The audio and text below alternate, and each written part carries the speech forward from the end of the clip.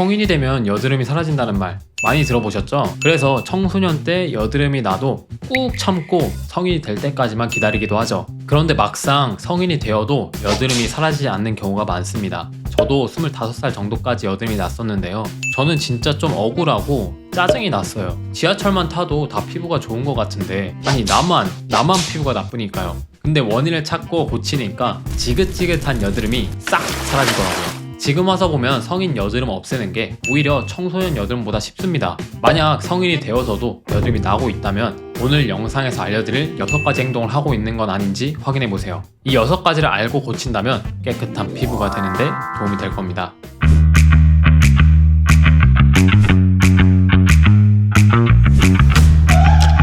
첫 번째, 고용량 비타민 B 섭취. 우리가 성인이 되면 이런 생각을 하죠. 나도 이제 건강 좀 챙겨봐야겠다. 그러면서 고용량 종합 비타민을 챙겨 먹게 되는 경우가 많아집니다.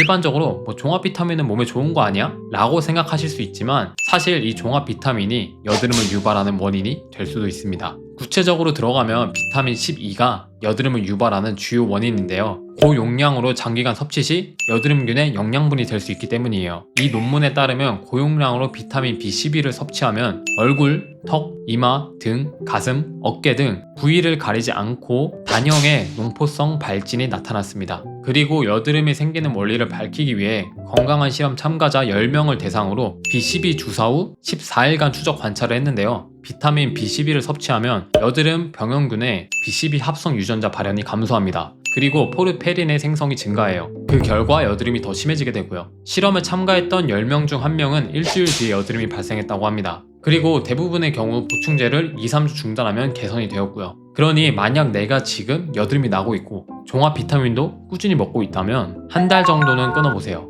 그리고 여드름에 변화가 생기는지 테스트 해보시는 걸 추천드립니다. 두 번째, 스트레스와 수면 부족. 스트레스 상황을 겪게 되면 부신에서 코르티솔 호르몬이 많이 나오게 됩니다. 이는 피지선의 안드로겐 수용체에 영향을 주어 피지 분비를 증가시키죠. 그리고 피부의 면역 반응을 교란시킵니다. 또한 수면 부족은 멜라토닌과 성장 호르몬 분비를 저하시켜요. 보통 10시에서 새벽 2시 사이의 숙면은 피부 재생과 면역 조절에 관여하는 호르몬을 왕성하게 분비시킵니다. 근데 이를 놓치기 때문이죠. 즉, 스트레스와 수면 부족은 피부의 적인 거예요. 이를 막기 위해서는 여러 가지 다양한 방법들이 있는데요. 이 영상에서는 지금 당장 누구나 할 수 있는 방법 각각 한 가지씩을 알려드리겠습니다. 먼저 스트레스 같은 경우 코르티솔을 억제하는 방법을 알아야 합니다. 지금 당장 가장 쉽게 할 수 있는 방법은 명상이에요. 실제로 명상이 도움이 된다는 것이 실험 결과를 통해 밝혀졌는데요. 이 연구에서는 171명의 성인을 대상으로 8주간 하루에 5분에서 12분씩 주 6일간 명상을 시켰습니다.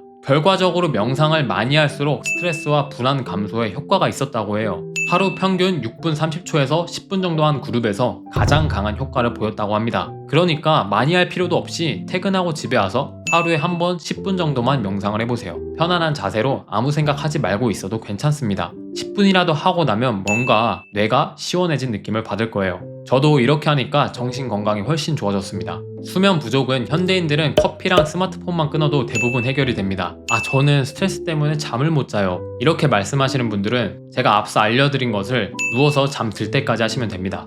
그럼 나도 모르게 잠이 들어있을 거예요. 그러나 저녁 늦게까지 커피를 마셔서 잠이 안 오는 거랑 스마트폰 때문에 뇌에 있는 교감신경이 활성화돼서 잠이 안 오는 것은 이 두 가지를 끊어야 해결이 됩니다. 커피 안에 있는 카페인은 아데노신 수용체를 차단하여 각성 효과를 유발합니다. 아데노신은 피로를 느끼게 하고 수면을 유도하는 신경 전달 물질이에요. 카페인이 이 아데노신 수용체를 차단하게 되니 수면이 억제되겠죠. 저도 하루에 커피 3잔씩 마시다가 지금은 아예 안 마시거든요. 그러니까 잠의 질이 훨씬 올라갔어요. 그렇기에 커피를 아예 끊는 것을 추천드려요. 커피를 끊지 못하겠다면 카페인 밤감기는 약 5시간 정도니까 최소 잠자리에 들기 6시간 전에는 카페인 섭취를 피하세요. 그리고 잠자기 전에 스마트폰 안 하는 분들 없죠? 스마트폰에서 방출되는 블루라이트는 수면 호르몬인 멜라토닌 분비를 억제합니다. 그리고 부교감 신경이 활성화되어야지 잠이 잘 오는데 쇼츠 같은 자극적인 것들 때문에 반대로 교감 신경이 활성화되어서 잠이 잘 안 오게 되죠. 따라서 잠들기 1시간 전에는 스마트폰을 하지 마세요.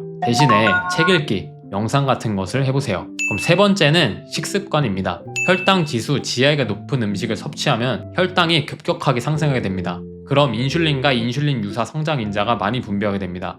인슐린 유사 성장 인자는 직접적으로 피지선 세포 증식과 각질세포 분할을 촉진해요. 그렇게 해서 여드름을 악화시키죠. 따라서 GI 수치가 낮은 음식 위주로 먹어보세요. 통곡물이나 야채 같은 섬유질이 풍부한 식단으로 전환하는 겁니다. 그럼 혈당 스파이크도 예방할 수 있어요.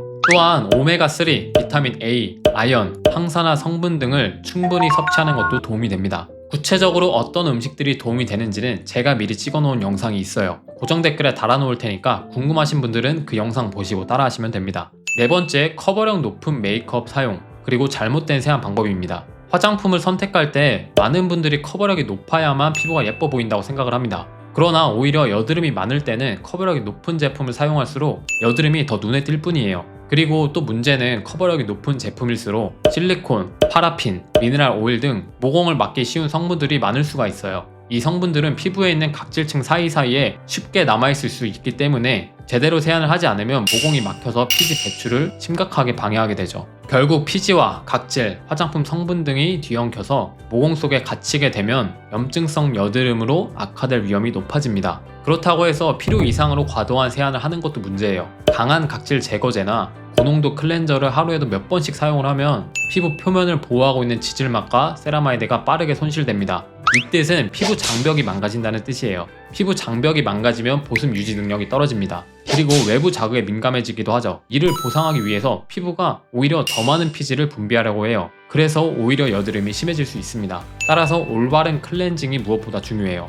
첫 번째 올바른 클렌징 방법은 메이크업을 하고 난 후에는 이중 세안을 하는 겁니다. 1차 세안으로 메이크업 잔여물과 자외선 차단제 등 기름 성분의 오염물을 제거합니다. 이때는 클렌징 오일류를 사용하세요. 2차 세안으로는 저자극성 또는 약산성 폼 클렌저로 한 번 더 세안하는 거예요. 이 과정에서 미지근한 물을 사용하는 것이 좋아요. 너무 뜨거운 물이나 차가운 물은 피부 장벽을 손상시키기 때문이에요. 두 번째 올바른 클렌징 방법은 자극 없는 클렌징을 하는 겁니다. 손으로 세안할 때는 거칠게 문지르지 말고 손가락 끝을 사용해 원을 그리듯 부드럽게 마사지합니다. 스크럽제나 물리적 필링을 자주 사용하면 피부 장벽이 망가질 수 있어요. 그래서 여드름 피부라면 되도록 사용하지 마세요. 그리고 무엇보다도 화장을 안 하는 날에는 이중세안을 절대 하지 마세요. 그냥 20초 안으로 끝내는 클렌징만으로도 노폐물은 충분히 제거가 됩니다.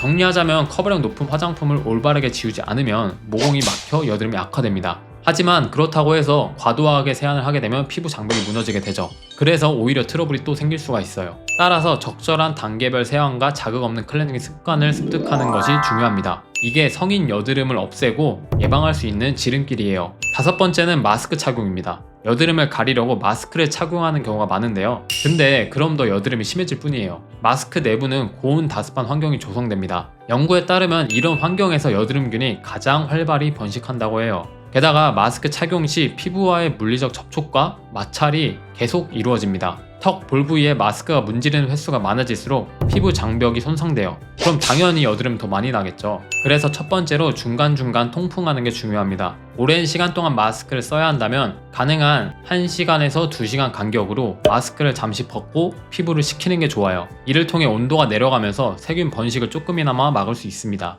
두 번째로는 마찰을 최소화하는 거예요. 사이즈가 맞는 마스크를 사용해서 턱이나 뺨 부분이 과도하게 눌리거나 쓸리지 않게 주의하세요. 세 번째로는 주기적으로 마스크를 교체하는 겁니다. 의료용 마스크라도 땀이 차거나 습기가 많이 쌓이면 세균 번식이 급속히 진행됩니다. 한 번 쓴 마스크는 재사용하지 마세요. 1일에 한 번은 꼭 새로운 것을 교체하시길 바랍니다. 마스크 표면이 오염되거나 축축해졌다면 바로 갈아주는 것이 좋아요. 그리고 여드름이 나고 있다면 창피하더라도 되도록이면 마스크는 쓰지 않는 것이 좋습니다. 여섯 번째로 반복적인 자극입니다. 요즘에 괄사 마사지, 홈케어 기기 같은 것들을 사용하시는 분들이 많습니다. 그러나 이런 기기들로 인하여 생기는 물리적 자극이 여드름 악화의 큰 원인이 됩니다. 얼굴 윤곽을 잡기 위해 사용하는 괄사는 제대로 된 방법으로 사용하지 않으면 피부 장벽을 손상시켜요. 그리고 갈바닉, 진동 롤러 등 다양한 홈케어 기기들 또한 필요한 수준 이상으로 자주 사용하면 여드름이 생길 수 있죠. 피부 자극을 최소화하는 것이 성인 여드름을 관리하는 데 필수적인 전략입니다.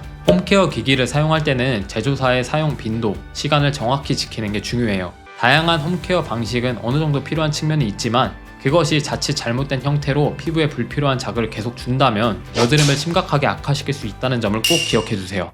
마지막으로 청소년이랑 성인이 되어서 여드름이 나는 부위가 왜 다르지? 궁금해하시는 분들도 계실 것 같은데요. 청소년 여드름은 이마, 볼 등 주로 T존 위주에 집중이 되어 있어요.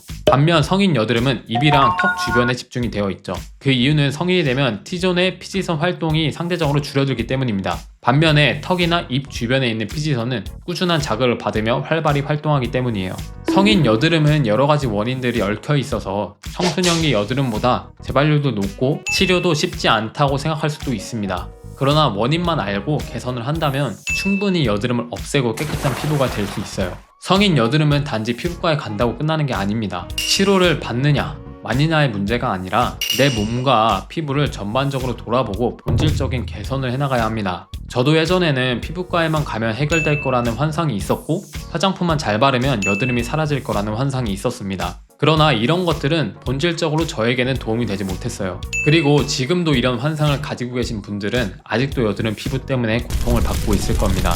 결국 피부과나 화장품에 의존하는 게 아니라 내 스스로 직접 나의 피부 주치의가 될 때 진정으로 여드름을 없앨 수 있는 분기점이었던 것 같습니다. 제가 여드름을 없앴던 구체적인 방법은 고정 댓글 링크에 달아놓을 테니 궁금하신 분들만 보시면 됩니다. 절대 포기하지 마세요. 천천히 접근해 보시면 분명히 깨끗한 피부라는 좋은 결과를 얻으실 수 있을 겁니다. 그러니 오늘 영상에 나온 내용들 꼭 실천해 보세요.